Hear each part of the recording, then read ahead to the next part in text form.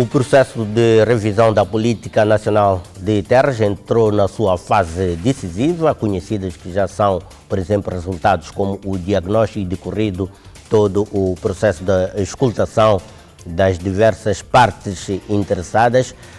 Entretanto, apesar de este esforço de inclusão e de envolvimento, os resultados que este processo gerou até o momento não estão a colher uma ampla satisfação das partes envolvidas. Por exemplo, ao nível do diagnóstico, a referência de que o mesmo não reflete a realidade, digamos assim, daquilo que são as expectativas existentes com a revisão da Política Nacional de Terras, uma situação que, segundo os especialistas que trabalham nesta matéria, esta situação poderá mesmo comprometer os resultados superiores com este processo de revisão da Política Nacional de Terras. A terra é um dos principais ativos econômicos que o país tem, um verdadeiro meio de criação de riqueza e bem-estar. Nesta perspectiva, uma política de terras eficiente e eficaz para o seu maior aproveitamento e valorização torna-se pertinente para a promoção de um crescimento e desenvolvimento econômico sustentável e inclusivo. Tendo por base esta premissa e reconhecendo que o país sofreu profundas transformações sociais, económicas e políticas desde a aprovação da atual política de terras, o Governo lançou em 2020 o processo de auscultação pública sobre a revisão do instrumento e do quadro regulador visando adequá-lo à atual realidade económica. O processo gerou um conjunto de expectativas nos vários quadrantes da sociedade, com destaque para o setor agrário na perspectiva de uso do recurso natural como um ativo de atração de investimentos. Entretanto, alertam especialistas, devido a uma série de deficiências inerentes ao próprio processo de adequação do quadro político e legal, a concretização de tais expectativas pode estar comprometida. O primeiro problema que verificamos foi com os instrumentos de recolha de informação que foram usados. O que aconteceu é que se usaram inquéritos para fazer a auscultação. Então, eu me pergunto por que não foram usados instrumentos qualitativos de recolha de informação, ou seja, usar a metodologia de grupos focais para discutir este assunto e perceber quais são as preocupações e depois estruturar e sistematizar esta informação. Outro problema, não houve um processo, o processo da auscultação pública não foi precedido por um processo de consciencialização sobre a lei de terras.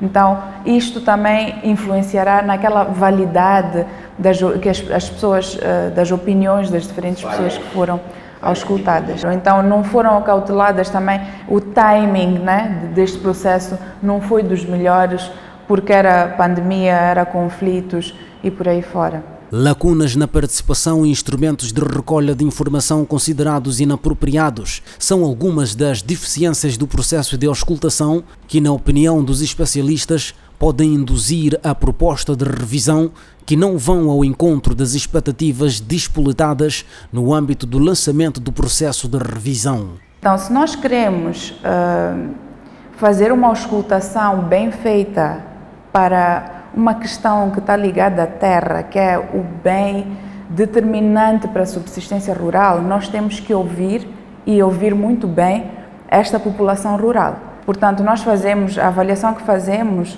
é que precisa-se de mais tempo, precisamos de um processo de auscultação legítimo, que realmente seja representativo daquilo que são as aspirações, opiniões e posicionamentos da população.